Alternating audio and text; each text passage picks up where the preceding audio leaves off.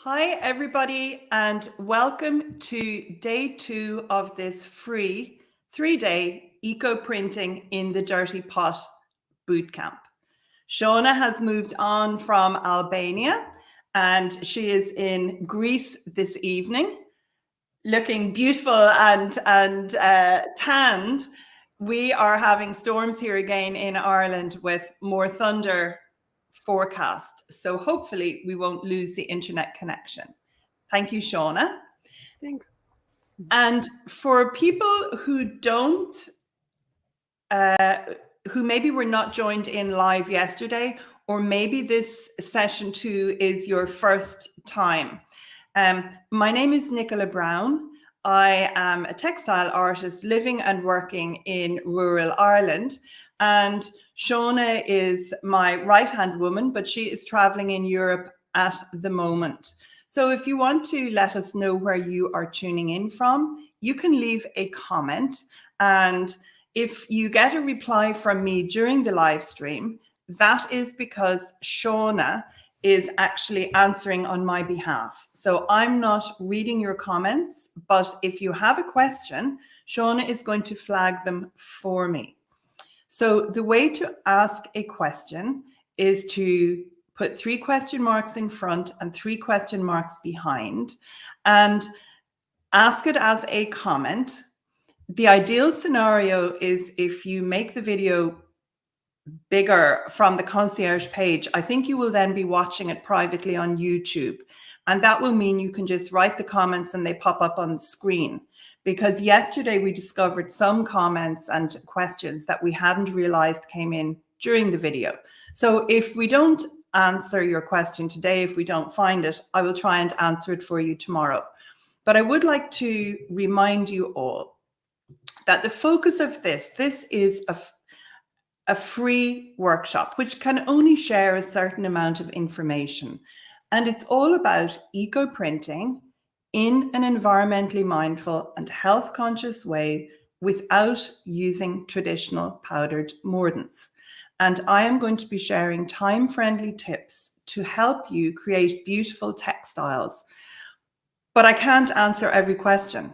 We have 3 sessions together. It's impossible to answer all your questions, and there are almost 3,000 people registered.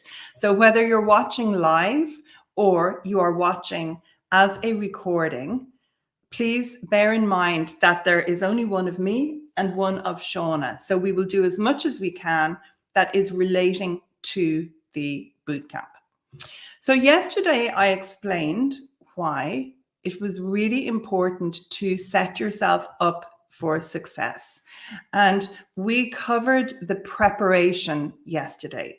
That would be the preparation of your fabric, of your eco printing pot, and also of a liquid called rust water. And I'm going to actually just briefly cover the rust water and the eco printing pot again for you in a minute, because it's really, really important to understand that if you stay focused on learning the foundations and you don't jump ahead, you don't try and do things before you're ready to do them, you will have so much more success. And eco printing in the dirty pot without the traditional powdered mordants, we have to be careful that we prepare our fabric in a certain way, that we prepare our pot liquid in a certain way, that we process in a certain way, because we don't have those powdered chemicals to help fix the color. And if we want to create textiles, such as the silk scarf that I'm wearing, or the linen top that I have some eco-printed hemp on, all my pieces, I wash them repeatedly in my washing machine, and they do not lose their color. So if you grasp the basics and you understand the basics perfectly, and you don't get overwhelmed with all the other information out there, you are going to be so much more successful. And you can think of eco printing, what I'm sharing with you. I'm going to share step-by-step images and talk them through with you today of me eco printing a piece of felt and also a cotton t-shirt. So you can see both processes. One is a protein-based fabric and one is a cellulose-based fabric. So I will be taking you through them from start to finish. And it's a recipe, eco-printing, the ingredients that I'm giving you for success. And if you change even one thing, you are going to get a different result. And I cannot be responsible for that. For example, I did see a question recently where somebody had put walnut leaves in their dirty pot liquid and they had rusty metal and they didn't get the color of prints they were looking for. Well, the reason that walnut leaves and rusty metal may give you a totally different effect is that walnut leaves are high in tannin, and there is a reaction with the tannin in the walnut leaves and the iron. And walnut is traditionally used as a natural dye, and you can make black with walnut. So if you are going to add walnut leaves into your dirty pot, if you want to, I would ask you not to. I would say, please just follow the directions I give you if you want to have good results from the start.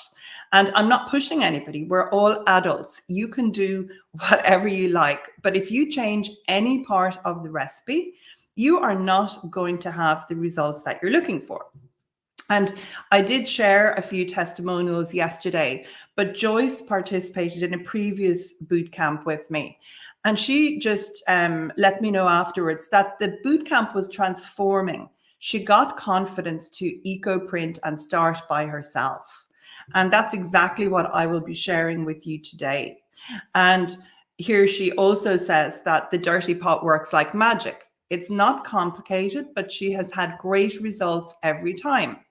And she's being clever here. She's using old wool blankets. They are wonderful for absorbing the color. And the leaf prints are crisp and clear on those old wool blankets. So before I take you step by step through the process, sharing images, I'm going to just talk briefly again about starting your first dirty pot. And you're going to have to forgive me. For some reason, this slide, I had removed the background color from that pot, and I have no idea why the background color is there again. But I recommend that you use an aluminium pot. And there were some questions yesterday that came in saying that I had a big galvanized pot that I was using. That's not actually true. The outside of that particular pot, there's a frame, and the outside of that, the frame is galvanized, but the actual pot that sits into that frame is not galvanized. The pot is cast iron. So I want to be very clear.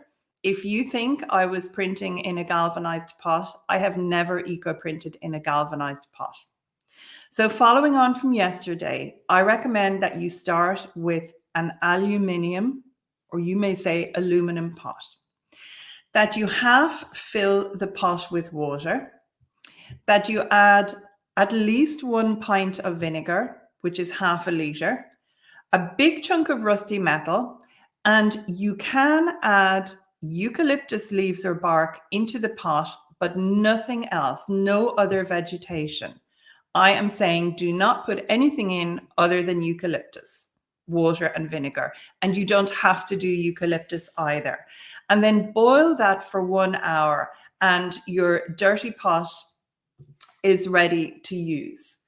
So I want to be very clear about this. The dirty pot liquid is what you are going to be processing your bundles in, but rust water is another liquid that we also prepare. So I'm going to just share a few slides about the rust water now. And there were quite a number of questions yesterday about vinegar and about how much vinegar to use, about whether what sort of vinegar, why you use vinegar. Vinegar is a modifier and it helps sharpen the colors when we are eco-printing without powdered mordants. And it also has a reaction with the rusty metal.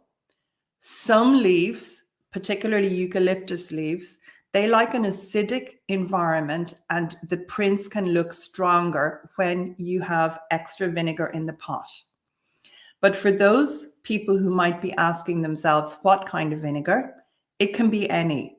So it could be just a malt vinegar that you might put on fish and chips if you lived in this part of the world. It could be a white wine vinegar, an apple cider vinegar, homemade vinegar. It could be something from your Asian store. So it can be any sort of vinegar. In Ireland, I did make my own last year from apple peelings, which was fantastic. But vinegar is actually not easy to get inexpensive vinegar locally here in Southeast Ireland. So I prefer to use more vinegar if I have access to it. So I would have no hesitation in putting 4 or 5 liters of vinegar into a large saucepan. So if the vinegar is cheap where you live, don't stint on it. I think you will find that you get better results. You don't need to add it to your dirty pot liquid every single time that you are eco printing, but you will see when I show you the step-by-step process how I enhance the prints using vinegar as well. So that's the vinegar. And then making the rust water. This is at the beginning, it seems the very same as making your dirty pot, but it's not the same. So if you have an old cast iron pot, it will be perfect. So I have lots of old pots. They came from a museum, some of them, and I bought more of them in France. So I just have them, they look attractive, they're in the garden, and I would just add water to them and leave it to mature. You don't need to add any vinegar if you have a cast iron pot and you want to just add water and leave it for, a week or so. However, if you have no cast iron pot, don't worry. Grab a bucket and add at least a pint or half a liter of vinegar and some big chunks of rusty metal. And I'm talking chunks. I'm not talking about 3 nails. Add some big pieces of rusty metal, such as spanners or horseshoes, and leave that to mature for a few days, preferably a week or longer. It may not look very brown, but it will definitely work. So leave it for a week or so and it will really work. But if you don't have time, you can do what I like to do when I am going to if I was doing a face-to-face workshop. I need to make the rust water quickly because I discovered with experience that actually if I asked the workshop organizer to make the rust water, they didn't understand how important it could be, and it was never made in time. So a fast method is to put the same rusty metal, a pint of vinegar and water into a saucepan, any sort of a saucepan or pot, but not something that you are going to use in the kitchen afterwards. And then you bring that pot liquid to a boil, you keep it boiling for 1 hour, you take it off the heat, and that's it. You need to let it cool down before you would use it, because you're going to see when I'm eco printing the cellulose fabric, you'll see I have dipped my fabric in the rust water. You do not want to burn yourself. Now, Shauna is flagging questions for me, and I'm going to actually address one of them now. And this is from Teresa Tahan. It's come through on the concierge page, I believe. And she is asking, can she put mimosa branches and flowers in her dirty pot in addition to onion skins and avocado? And can she mix several plants? And I am saying, Teresa, if you want to get the sort of results that I get, no. You can print with different vegetation in your bundles, but the pot liquid gets nothing except water, vinegar, optional eucalyptus leaves, and after the bundles go in, you can add some onion skins, which I will be explaining. So the answer is no, I would not put anything else in your pot. You will not get the results that you are looking for, I suspect. So if anybody has any questions now about the preparation of rust water or your dirty pot, this is a time that you could ask them if you wanted to. And just remember, you put your question marks in front and your question marks behind. So moving on. I am going to share the step-by-step process. So I like to work on what are called party tables here in Ireland. You can usually get them in most hardware stores like or Home Depot, maybe even Walmart. I'm not sure. But they're fold-up tables with metal legs, and they are really easy to work on. Now you can see that my table looks stained, but that really doesn't matter. It's not going to come off on my fabric, and there's no problem. So don't worry if your table looks stained. So what I have here on the table, I have got some vinegar. And you can see that the vinegar is brown that I'm going to be using on the piece of felt that I'm going to print. I've got a selection of pipes. So there is an iron one, there is a copper one. I have a piece of eucalyptus bark, because you might choose to roll up on a piece of eucalyptus bark instead of a pipe. You can, of course, roll your bundles with nothing in the middle, but I like the modification of color that they give, and they help me roll a tight bundle. I have some string, which I reuse time and time again. I have a sharp pair of scissors. I have just a towel for drying my hands or wiping the table. And I also have a pair of rubber gloves there. And what I like to do is, if I'm going to be preparing fabric, such as the cotton t-shirt that you will see shortly, I like to wear rubber gloves before I put my hands into my homemade rust water. And I also write FE on the gloves. That means ferrous, means iron, basically, because what I don't want is, I don't want to stain my hands. If you watched the video yesterday, you will remember I said that the protein-based fabric takes the color much better. Well, our hands are actually, skin is protein-based as well. So our hands are going to get quite stained. And I am just going to answer one or two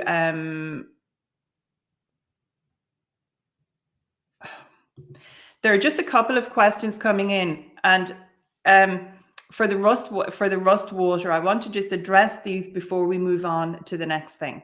So the rusty water, a pint of vinegar, a chunk of iron, half fill your pot, Andrea. And if your pot is small, you can always make it bigger. You need, for everybody who listened to video 1, if you intend eco-printing cellulose fabric, you're going to need at least a bucket of rust water. And I'm not trying to be difficult answering your questions, but you've got to use your head a little bit. If you have only a tiny bit of metal, rusty metal, it would actually be better to add a bit more vinegar, because it will help with the reaction. But I would say half a pot of water, your big chunk of iron, and your vinegar.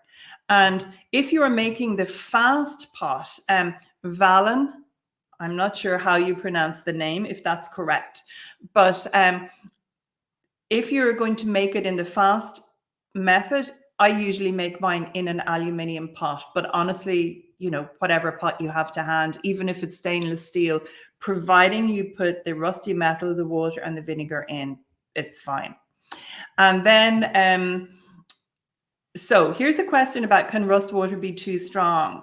And you're going to see how dark mine looked, how the fabric looks after I dipped it in the rust water in a few minutes. And mine is a very dark color. And if you're finding that you are getting stains, if they really won't wash out, maybe you can dilute it a little bit. But that is something that you need to experiment with. And in relation to the dirty pot, there's a question here about what does the eucalyptus do to the rust water? How does it change the end result? So actually, what the eucalyptus vegetation does is it's releasing some natural dye into the water. It is tannin rich, but I don't put other tannin rich plants in. The eucalyptus is a substantive dye by itself. So when you add the eucalyptus vegetation into the rust water, what actually happens is you get much more sophisticated background color on the fabric that you're printing. So you get the crisp eco prints, but you also get more color in the background of your piece where the leaf prints are not. So if you don't have the eucalyptus, it can look a little bit wishy-washy sometimes. So usually I have eucalyptus in the pot as well. And if you like my style of eco printing, then I think, yeah, I would recommend add those in. Now you can store your water, and Jo is saying that she has dirty pot liquid and she stored it over the winter and it froze solid. Can she just use it again or add vinegar? If you were happy with the prints that you were getting using that liquid, Jo, I would say go ahead and use it again and add some vinegar. If you weren't oversure, like there comes a time sometimes when you when you want to change and start again. So you could just start from scratch. I do that sometimes, but not very often. Okay, so those are all the questions about the dirty pot and the rust water. So we are moving on now. So got our ingredients here, or our pipes, not our ingredients per se. I'm thinking of a recipe, but we've got our pipes, our string, scissors, etc., etc. So the next thing that we need to do is we need to actually prepare our bundle. And if you have watched some of my boot camps before, you may be familiar with the next few images, but the process doesn't change. So I am sharing them again. And this is a sample of felt that I wanted to print. And you can see that I have transferred some of my vinegar into that sprinkler bottle that's on the right-hand side of the table. So I actually sprinkled my damp felt with the vinegar before I added the vegetation. And yesterday was all about preparation. So when I make a piece of felt, I have to make absolutely sure that that has soaked in water overnight before I go to print it. So if you remember, we washed our fabric. In the case of felt, it's been made using that gentle olive oil soap, but the fabric was washed, and I said you could batch wash it and you could then put the fabric aside before you would go to eco print. But before I eco print at any stage, I soak what I'm going to print overnight in my bath or in a big tub of water. So this felt was damp. You squeeze out the excess water, you just make sure it's damp. And this, because it's protein based, then was sprinkled with vinegar. And I have added onion skins on down the length of this piece, and I'm just putting a little sprinkle of black tea. I folded it over. So there it is. I folded it over. And now what I decided to do on this side is I decided to experiment. These were fresh Acer pseudoplatanus, which we call sycamore here in Ireland. But I want to be clear, in America, Acer pseudoplatanus is actually called sycamore maple. And what many people in America call sycamore is what we in Ireland or England call a plane tree. So the leaves that I am putting on here, the leaves that are nearest the bottom of the image, those are Acer pseudoplatanus, or what we call sycamore. And the leaves nearest the copper pipe, they are blackberry leaves, wild blackberry leaves from the hedge here at Clasheen. And I'm choosing to roll this on a copper pipe, and you're going to see the modification of color afterwards where the copper has made the contact with the fabric and with the vegetation. So I've put some leaves up and some leaves down. here I am rolling it up. And you can note that I've put my hand on the leaves and I'm pulling really tightly. So it's important that you get your bundles very tight. We are trying to make a direct contact print. And if you do not roll tightly enough, what is going to happen is when the bundles go into the pot, all that pot liquid will just seep in. You have no direct contact prints, and all you have is probably just a dark piece of fabric. So if you're working on a small piece by yourself, it's easy enough to put your hand down and just pull one hand against the other so that you can make it nice and tight. If you have a long piece, such as a scarf, you can obviously ask a friend to put their hands at the end. And if you're working by yourself, like I do most of the time, I would put a bucket of water or a big pot of water on the end of big bundles, and I just pull against that. Then the next thing is tying really tightly. It's important to tie the bundles tightly, and because of the color of the pot liquid, any sort of gap in the string will ultimately end up with protein-based fabric getting color. And so I like to make sure that my string is approximately each wrap is about 1 centimeter away from the other one, just so that there's not too big a gap with the string, the way it's tying it. So that was a piece of felt that I was laying out. So next you're going to see a cellulose t-shirt. Now I love upcycling garments, and although it may not look damp here, this t-shirt, it was washed like I explained yesterday, so you can go back and review video 1. It was washed with olive oil soap and a nice aggressive wash, and I squeezed the water out of it after it soaked overnight. So this is damp, and at the moment, what I am doing, it has not had the rust water dip yet, but I'm putting this on my table, and I sometimes play around a little bit to work out what way I'm going to lay my vegetation. And this was a second-hand or a pre-loved t-shirt. You can actually even see there that the neckline is a little bit stretched, but that's okay. I mean, who doesn't like a good upcycle? And once it was printed, you really didn't notice that the neckline was a little bit stretched. And often things like old t-shirts, if they're bigger ones, they're actually great to wear in bed if you live in a hotter climate. So this was soaked overnight. I laid it on my table initially to work out what way I was going to put my vegetation down. And then I gave it a 40-second dip in my rust water. And that's the color that the t-shirt looked like after it had the rust water dip. So it was white before, and now it looks really dirty. That's absolutely fine. And the vegetation that I am using here is rose bay willow herb. You may know it as fireweed.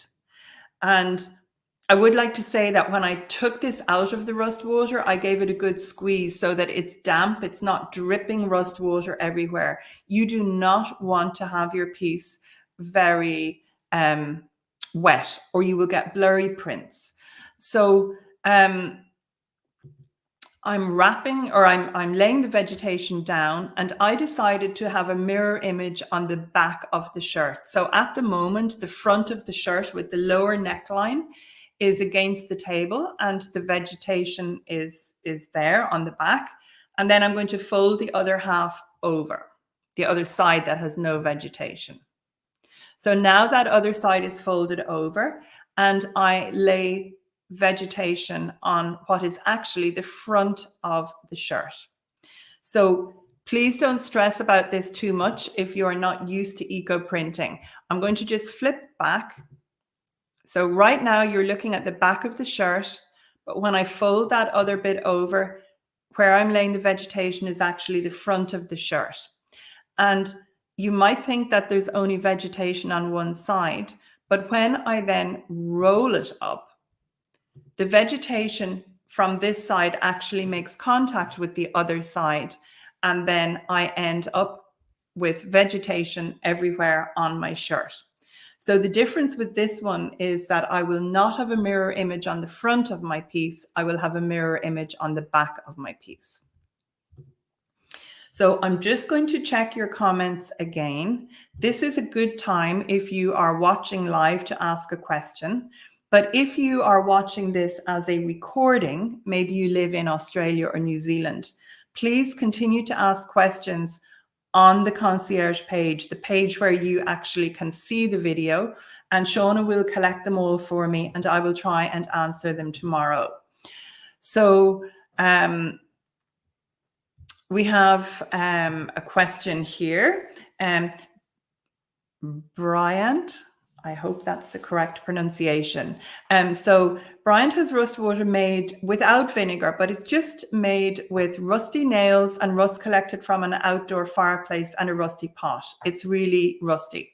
I don't think you need to add vinegar to that, Bryant, or boil it, because if you remember at the beginning, when I said about making the rust water, the slow method is if you have a cast iron pot or something similar, all you need to do is just add water to it. So you seem to have already done that. So I would say that yours is good to go. And here is a question from Emma. Emma, all of the fabric that you want to eco-print gets soaked overnight before you eco-print it. So whether it's wool or silk or anything, so protein and cellulose fabrics, everything gets soaked overnight. And the reason is, if you get into a hot bath, you relax. Well, when your fabric goes into the water, think of it almost as relaxing. It starts to absorb water, and by the morning, it will be thoroughly saturated. Then you're going to squeeze it out, and then you either sprinkle it with vinegar if you're using protein fabric, or you give it a rust water dip if you are using cellulose fabric. So the fabric has been it's been saturated overnight, it's damp. It will absorb more natural dye from the plant material than if it was dry. So that's why we soak it overnight. And because we are working in an environmentally mindful and health conscious way without the powdered mordants, it's even more important for us because we don't have the same strong chemicals help fix the color.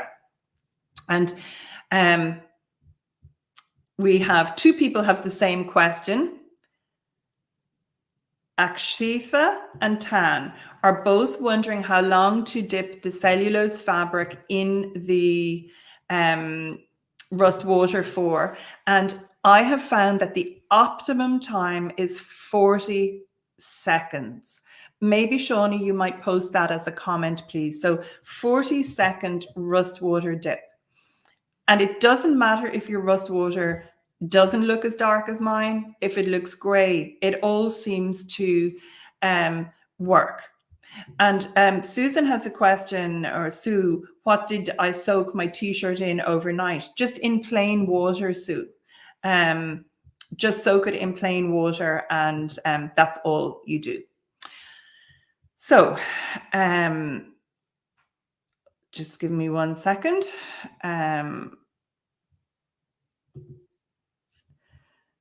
Sophie is asking, what sort of a pipe did I roll the t-shirt on? I rolled it on, it's actually an old cast iron pipe. It was part of a drain pipe from a building, and somebody cut it up for me. So it's iron, it's an iron pipe. And Rosh is asking, can I pretty much experiment with any vegetation, as most of the plants you mentioned are not local to us? The answer is if you want good eco prints and you want to learn this process, the answer is no, I'm afraid. I highly recommend that you start with onion skins, that everybody starts with onion skins. I am going to be sharing photos tomorrow of and giving you more vegetation that you can try using that I know gives successful results in different parts of the world. Teak leaves, for example, are phenomenal, but you will not get good results if you use all sorts of vegetation. I can absolutely guarantee, unfortunately, you won't get good results. So moving on, once you have your bundles prepared, they need to go into the eco printing pot. And there are a couple of important points here. First of all, you always want them, using this process, to go into a boiling pot liquid. So it's important to have a lid on your pot. And I find that the best heat sources for me are gas, that could be propane or butane, or wood burning stove, or a wood burning a skillet pot that's raised up from the ground with wood underneath it. You need to make sure that the pot liquid is bubbling and boiling for the best results. And the bundles are going straight into the pot. They're not steaming, they're going into the pot. So what I do is, when I am eco printing, when I have maybe 2 bundles made, I will turn my pot on and then I will continue to make more bundles. So by the time I have a collection of bundles ready to go into the pot, the water will be boiling, or the pot liquid will be boiling. Tomorrow, I'm going to share some more time-saving tips, like to collate the time-saving tips for you. And I will give you tips, for example, if you don't want to roll all your bundles on the one day, if you don't have much time. But the important thing is they all need to go into the pot liquid when it is boiling. And once they go in, you need to make sure that they're covered by the pot liquid, and you put the lid on and it comes back to the boil as soon as possible. And here you can see I am now opening up my felt. And if you remember from before, I said I was using a copper pipe and there would be modification of color where the copper made contact with the fabric. So that golden color that you can see near the pipe, that's the modification of color on this piece of felt. And the leaves near my hand, the bigger leaf, that is one of the sycamore leaves. And then the more purple leaves in the middle, those are blackberry leaves. I've opened the piece out. So if you remember, this was on the second side of the felt. So on the inside, the mirror image is going to be the onion skin. So it was folded. And so this is the outside of the felt. So I'm removing all the vegetation. Big tip. Do not get so excited that you just leave the vegetation on, you rip everything. You open your bundles as quickly as possible. Take your time and remove each leaf, leaf by leaf. See what prints they have given, and don't let the vegetation dry on the fabric, or it will be almost impossible to wash it out afterwards. So at the moment, we're looking at the side that had the leaves on it. And now I have turned it over and you can see the mirror image. This is the onion skin side, and that darker gray line down the center, that's coming from the color of my pot liquid. And then there's that background color as well. And I might as well just go straight through these before I move on to the t-shirt for you. So this here is the onion skin side now that it has been washed out. And can you see that shimmery white? You can't really notice it there when it's wet, but that shimmery white fiber on the upper surface of this felt. For those of you who were here yesterday, I gave tips about creating your own handmade felt if you want to eco print. And I said if you use a cellulose-based fiber for your embellishments, you will be able to see them when they have been through the eco printing pot. That's exactly what's happened here. So the curly little white on the surface, that's my embellishing fiber. And then the other side of the piece, this is the matte side. So there were no embellishing fibers on this side at all. So you can see that it's a much flatter color. And something that I love doing, and I feel it adds interest to the pieces, I like adding a leaf underneath my string. You saw that I was adding them on the t-shirt. And in this case, I just put in a eucalyptus leaf. That is Eucalyptus cordata. And that's a very, very reliable red printing leaf after 2.5 hours. So that's the onion skin side, and that is the matte side. Now, I'm going to show you the cellulose pieces now. Here we go. So the t-shirt is going to look very dark when it first comes out of the pot. But that does not mean that it's going to be very dark afterwards. You have to understand that the cellulose fabric does not absorb the same amount of natural dye as protein-based fabric does, unless you use traditional powdered mordants. And I specialize in not using them. So even though, you know, clearly you can see that this is quite dark here and the background is still quite brown looking. Once it is washed out, this is what it looks like. So here is when I'm opening the bundle, and here is after it has been washed out. And this t-shirt actually fits me. It's not, it wouldn't be the most flattering on, I have to say, but it's really comfy. So I will actually wear this myself, and I will enjoy wearing that, and I will be able to get pleasure out of thinking it's a piece of clothing that has not gone into landfill somewhere. It's contributing to the circular economy. Now, Sophie has an excellent question, and I didn't actually say how long I boiled for. Sophie, I boiled those pieces for about 2 hours and 20 minutes. I'm going to show you a few different types of leaves you can consider using in a minute.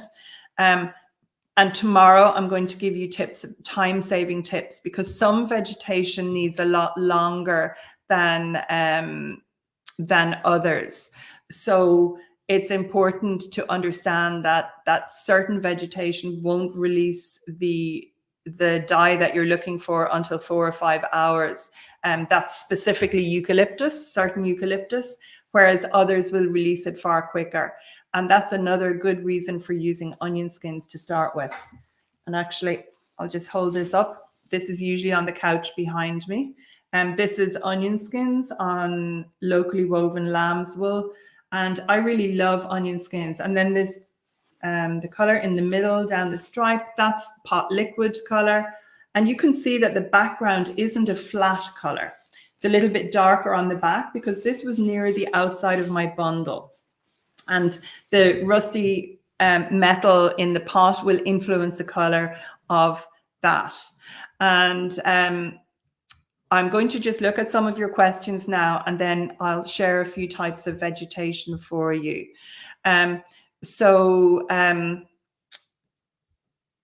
Okay. A question came in yesterday about how hot to wash fabric, how hot to have the water. And I'm going to explain about washing out the eco-printed fabric now as well. You need to use your heads. How hot would you normally wash wool with, or silk, or cashmere? That's the temperature. You don't have to treat the fabric differently because you're going to eco-print it, except for the fact that you use a gentle soap, such as an olive oil soap or a coconut oil soap. So you are going to wash the fabric at the temperature you normally would. And in the case of cellulose fabric, I wash my cellulose fabric in a much more aggressive wash normally than I would my wool or my silk or my cashmere. So that's what you're going to do with your eco printing. And then when there's a very good question here from Akshitha, who is asking, will the fabric shrink during the entire process? There is always a very, very, very slight risk that fabric will shrink. So that's why if you sew and you buy fabric from a fabric shop, you are always advised to wash the fabric before you cut out your pattern pieces. So it's important to give your fabric a good wash beforehand and prepare it with the olive oil soap and then soak it overnight. If you're going to have any shrinkage, it's much more likely it will shrink in that first wash than it is when it is being eco printed. And the reason for that, even with the cashmere and the wool, is because the bundles are rolled up really tightly. If you look at this bundle, it is extremely tight. And they are not getting agitated in the pot. When we have our fabric in the washing machine, it's getting agitated. So that is really what is going to cause it to shrink more than anything else.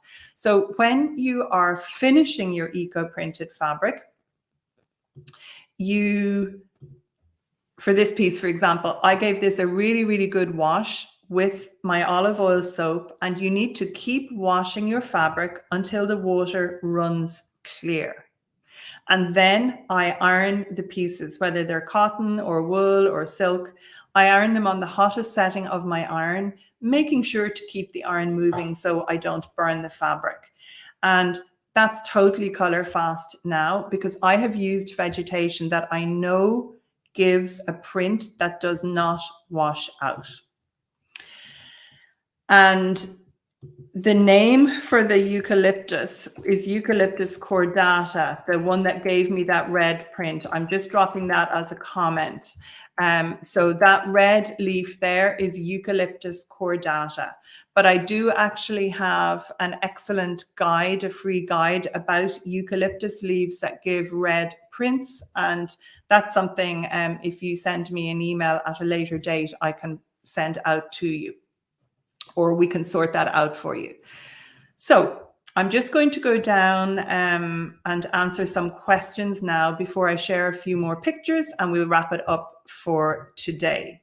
So if you have questions, again, now is the time. Put question marks in front and then write them in the chat. So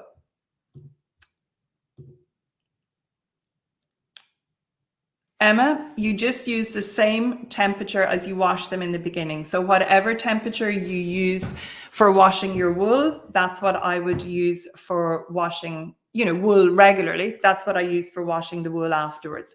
You could go slightly cooler if you want, but the important thing is that you wash any of your fabric until the water runs clear. What's happening is you're not actually washing out any of the dye that the fabric has accepted. You're washing out dye that hasn't been absorbed by the fabric. So you want to remove it. And if you think of my cotton t-shirt here, like, look how dirty that looks. And now look at the background fabric there. It's almost back to the white at the beginning. So I had to keep washing until that was running clear. So I'm going through your questions now. If the fabric is a blend of cellulose and protein, such as cotton and silk, which process for preparing it needs to be followed? I actually don't recommend you print fabric that is a combination of protein and cellulose unless you're happy that you are going to compromise the results, whichever you do. And I advise you to treat it as if it is cellulose fabric. But the rust water dip is not so good for the protein. So you just need to be aware of that. Excellent question from Sophie. Can you put protein and cellulose-based bundles in the same pot? Absolutely. Yes, you can. You process all your bundles at the same time. And if you are a natural dyer, or if you have some commercial fabric and it's a different color and you're deciding to print on top of that, You put everything in at the one time and they will all be perfect.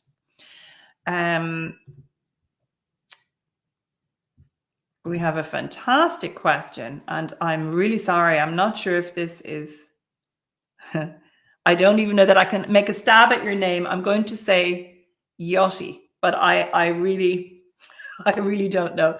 So does the moisture content in the leaves and the weather affect the results in eco printing? 100%. The season, the acidity of the soil, the climate conditions can all affect the results that you get. And it's only by learning and starting with very little vegetation at the beginning and adding leaves in bit by bit, you will build up knowledge of what works where you live in the world. I can give you, information about certain vegetation that I have found prints very reliably everywhere. But for example, maple leaves, the Japanese maple, they print brilliantly in North America and Canada. I can't get any prints from them whatsoever here. And they print very well for a friend of mine who lives about an hour and a half away. So it really is as, it can be as variable as that. So you need to start with something that you know will give prints. So the onion skins, I know you will get fantastic prints with onion skins. Start with them if you're very new, and then start adding in more vegetation bit by bit. Sharon is asking, can she leave the fabric soaking overnight in a vinegar bath so she doesn't forget it while doing her layout? Yes, Sharon, absolutely. I used to always soak my fabric in a vinegar and water solution the night before rather than just in plain water. But if you soak it in vinegar water, you get a more even background color. And at one stage, I didn't have enough vinegar. So the following day, I squirted vinegar on the fabric. And I actually liked the fact that I got a more uneven and sophisticated background result. And that's why I now sprinkle the fabric with the vinegar. But absolutely, you can soak it in the vinegar water solution the night before the protein-based fabric, and that will work perfectly. So,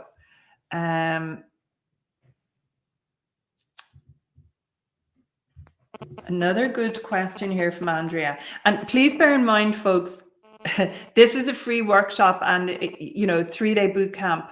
I can't answer every question. I will be actually launching my Eco Print and Wet Felt Club on Wednesday, and I'll send you all the link if you're interested in just having a look at that. No pressure whatsoever. But obviously we can dive deeper into things in the club. There are just loads and loads and loads of videos and tutorials in the library. We have live streams, a couple of live streams every month, etc., etc. That's where I can answer more of your questions if I don't happen to answer them now. But is the pot liquid that's made earlier sufficient to boil the bundles, or do you need to add more water? Thank you for asking this question, Andrea. It's always important to have your pot liquid covering your bundles.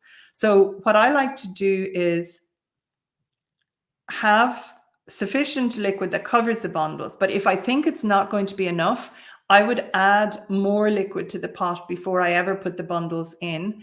And I would also check the pot a couple of times during the boiling process to make sure that the liquid isn't evaporating too much. And in that case, I would top it up.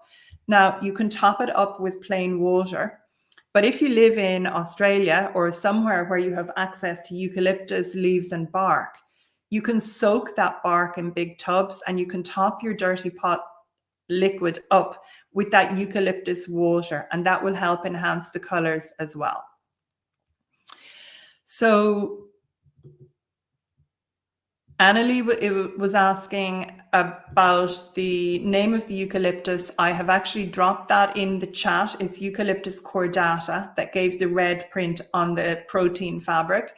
And the dots on the t-shirt, let me just bring the t-shirt up again. Those little dots are actually coming from tannin that is coming out at the ends of some of the leaves. And because I didn't use any barrier in this, I like that more abstract effect. And that's just coming from a reaction with the tannin in the leaves and the iron in the pot.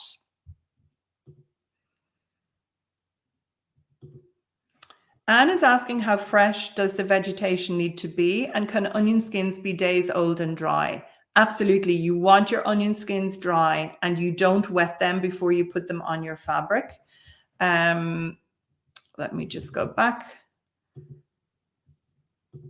I think you can see here that my onion skins are dry in that image there. So you want your onion skins to be dry.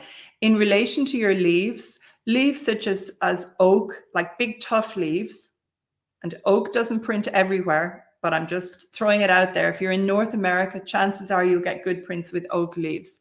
Oak leaves and eucalyptus leaves, you can soak them overnight if they are dry, and then they will be soft and flexible to use.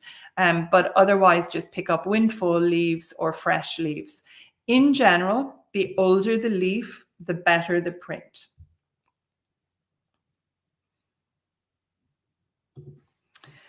And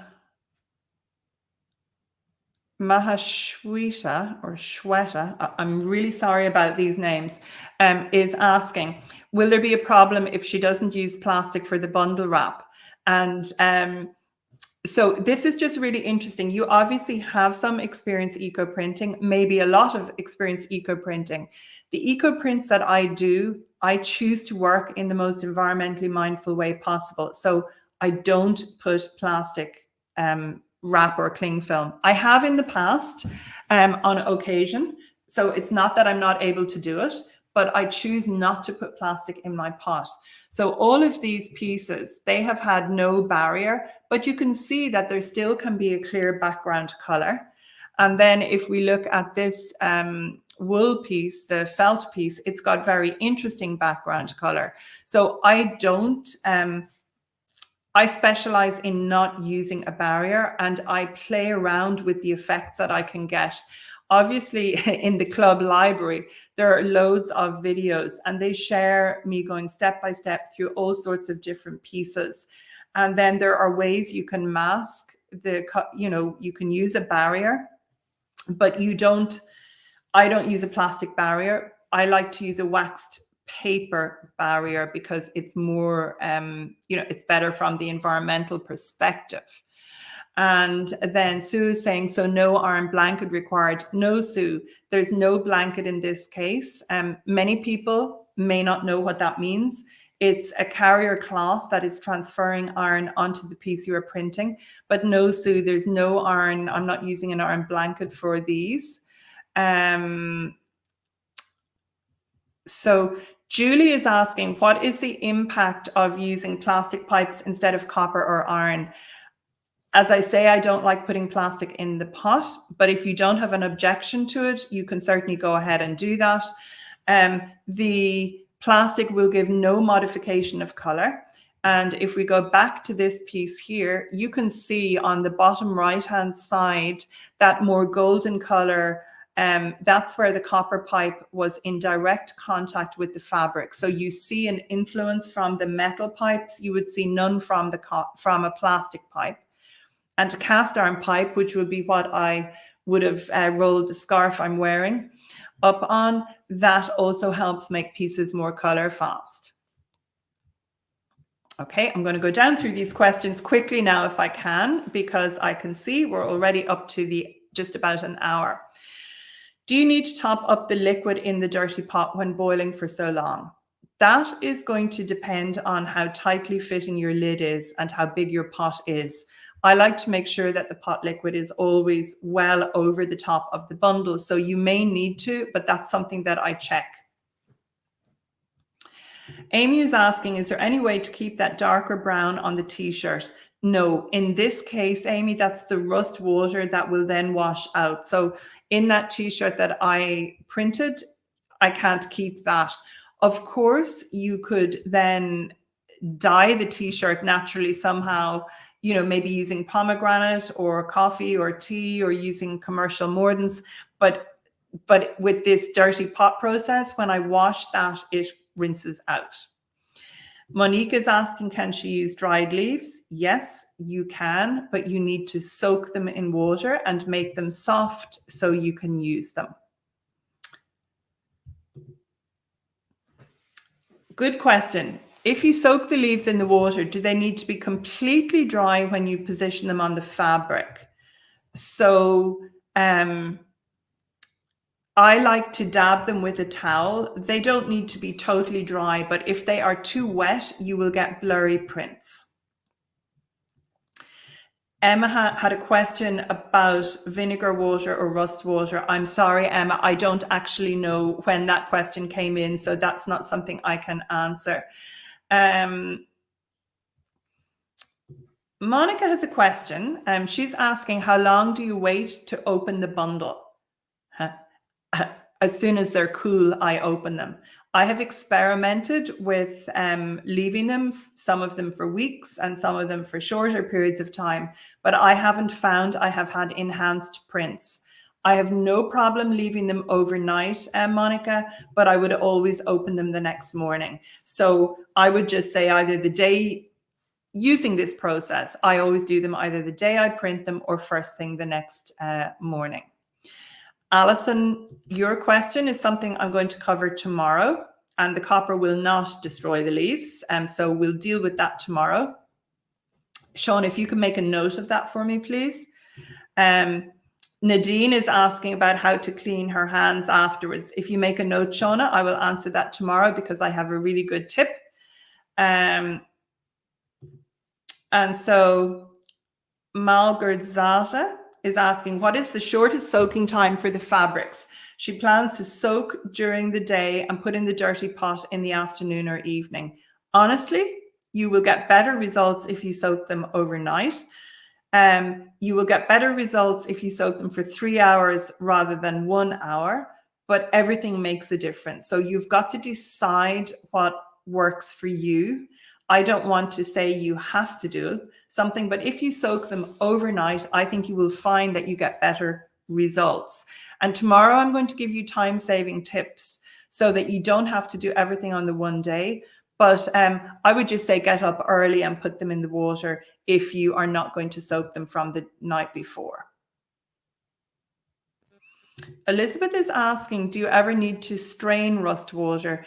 I don't, Elizabeth. I just don't mind the little particles in mine. I've not had any problem with it, so I don't strain it. Chantal is saying she's in North America and she's wanting to do birch leaves. I'm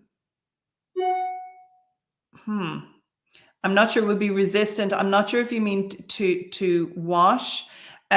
I don't find here in Ireland I get any eco prints whatsoever from birch leaves.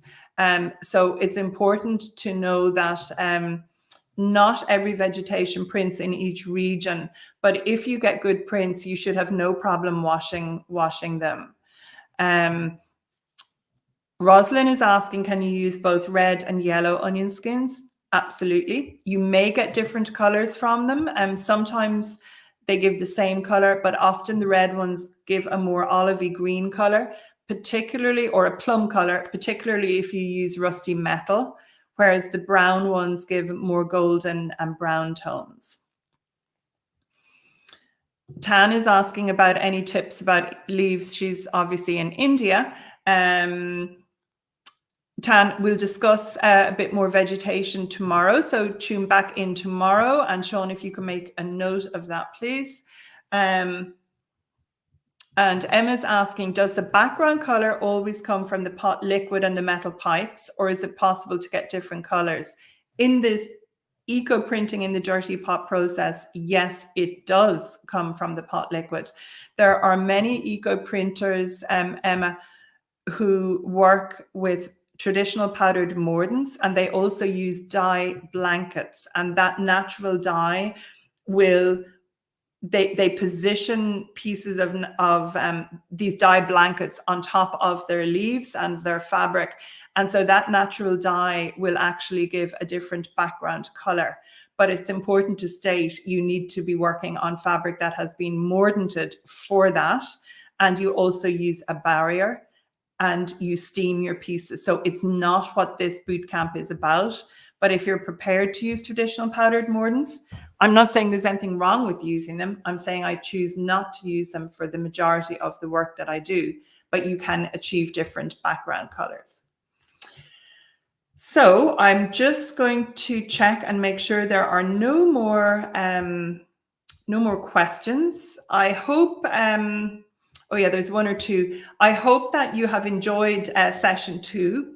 If you're watching as a replay, don't forget, you can ask questions on the concierge page. Just leave them as a comment and we will try and find them all tomorrow and do our best to answer them. And I see that Carol has asked a question. Can you wrap and roll around galvanized metal pipes that are not rusty? Yes, you can, Carol, and they can give very interesting sulfuric yellow results. And then Catherine Nash is asking, do I ever test a fabric for pH after rinsing it, vinegar being acidic? Catherine, no, I don't, but I should have actually said that if I roll something on a rusty metal pipe, I actually neutralize it with a pinch of bicarbonate of soda in my water. I give it a bicarbonate of soda soak before I wash it fully. And then the pH of the olive oil soap will be sufficient to neutralize the effects from the vinegar. And I have not had a problem over the years with my pieces deteriorating or getting very crisp and brittle. I have had some other people say theirs have, and I would suspect in that case they might be using too much rusty metal. But I haven't had any problems, and all I can do is share what works for me. So I'm hoping that you have enjoyed what we are, what I'm covering. I can't answer every question. I'm not working with Mordens. That's not what I teach. So I hope you've all enjoyed it. I will share, oh yes, I wanted to share some vegetation that you could try here. These are blackberry leaves, and here they are on lamb's wool, and here they are on linen. And you can see the difference. They give a very different color on the lamb's wool than they do on the linen. This is my friend Paul. Paul teaches in the Botanic Gardens, our National Botanic Gardens, and he's also a print maker, printing on paper. And so we go to lots of gardening things together and walk our dogs often together if he's down with his partner. And then he came for an eco printing session and he brought one of his own t-shirts, and I think it looks fantastic on him. So he was happy for me to share that photo before. This here is a jacket of mine. I did see that there was a question had come in sometime over the last couple of days about a backpack that somebody had seen, a backpack I was wearing. And in fact, the backpack, the fabric for the backpack and also for this piece, the fabric was printed first and then the backpack was made. But also I eco print on felt bags, and you just have to literally flatten a 3-dimensional piece down as much as you can on your table, roll it up, tie it tightly, and away you go. When you are working with soft vegetation, if you put some of the leaves facing up and some down, you get different colors. So where that darker print is there, that's where the back of a leaf is making contact with the fabric, and the lighter print, the bottom right print, is where the front of the leaf was making contact. Here is one of another jacket that I've made, and this is lined with lamb's wool. So the outside of this jacket I made with it's a waxed cotton. And I firmly believe, why should the inside of your clothes not look nice as well as the outside? So I wanted that cherry red, but this is wool eco printed with Cotinus cogreria on the inside. And then this is the same vegetation on linen. So here it is on wool, and you can see those rich purple, gold, and dark plum tones. And then here it is on linen, and you can see it's very dark. So I will share some more images of my work tomorrow. I'll give you some time-saving tips, how you can maybe divide the process up. I will also share for anybody who might be interested in working actually further with me. If you've enjoyed this and you really, really want somebody there helping you every step of the way, answering your questions, giving you feedback, I will share about the club tomorrow at the end of the bootcamp tomorrow. And so thank you all so much for all your attention, your questions, your engagement. And if you are watching this as a recording, make sure and let us know in the chat on the concierge page where you're tuning in from, and ask your questions by putting those question marks in front, and Shauna and will do her best to find them for me, and I will do my best to answer them. Thank you all so much, and thanks, Shauna. Thank you, everybody. See you tomorrow. Same time, same place tomorrow. Over and out.